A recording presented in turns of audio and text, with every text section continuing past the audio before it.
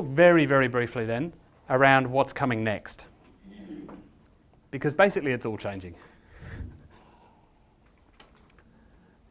But we had to go through those 3 hours to understand the bit that's coming next, and you are now in such a better place to understand how this data is going to be different when Google go the next step, which is this thing called Universal Analytics. Now, I don't know a whole lot about it. I haven't signed that particular NDA with Google. I'm not on that list. I haven't seen it yet. Essentially, if I wrap it up in a nutshell, everything we've looked at here has been tracking visits. Somebody came to the site. On this visit, on this session, they did X, Y, and Z. Where analytics is going to move to is tracking visitors, not visits. So if somebody comes to my site 3 times, buys on the first one, buys on the third one, instead of that showing us 3 different visits that are completely unconnected at this point, it will show me, if I want, this visitor came 3 times. It's not going to tell me anything about that visitor. It's going to be completely anonymous. It's going to tell me that visitor came 3 times, spent this much money. All sorts of fun stuff you might then be able to do with that, insights that's going to give you. I'm going to talk a lot this afternoon about remarketing.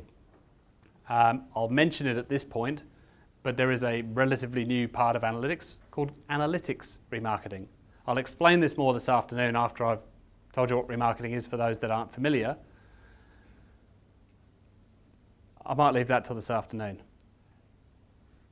This will change because you'll now be able to say, tell me about the people that have spent more than $1,000 on my website.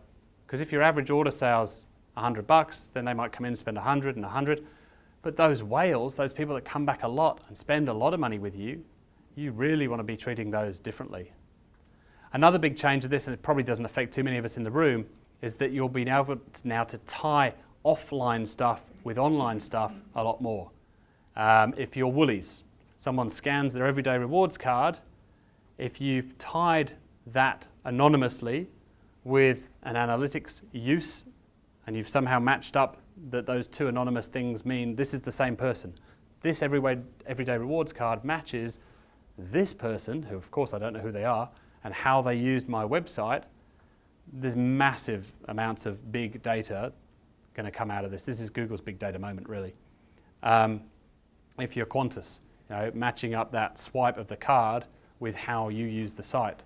And I wish they would treat different people differently. If you're not a frequent flyer, they probably need to use a little bit more softer language. If you're platinum and you just want to go through the site, bang, bang, bang, click, click, click, treat me differently. Don't treat everybody the same. I don't know if there's an analogy you can take there for your business, but you want to be able to treat the people that the hyper-responsives, the people that spend a lot of time with you, that buy a lot from you, if you can find a way to treat them differently from the average punter that comes into your website, and this stuff will probably be the point where that starts to happen, there's probably a massive win there.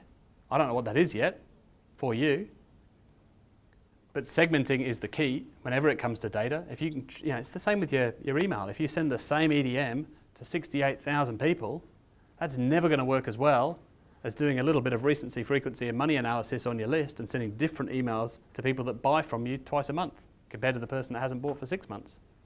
It's just basic database stuff. So this will change. I don't quite know how yet, but I wanted you to be aware of it because it is a big, big fundamental change in the way analytics is going to track stuff.